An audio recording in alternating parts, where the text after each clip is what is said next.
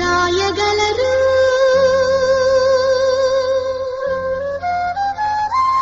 అమ్మాను మాట కన్న కమ్మని కావ్యం ఎవరు పాడగలరు?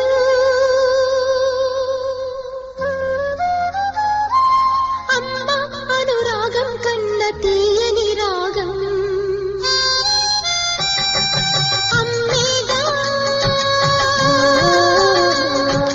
అమ్మేగా తొలి పలుకు నేర్చుకున్న భాషకి, అమ్మేగా ఆది స్వరం తాళమని పాటకి ఎవరు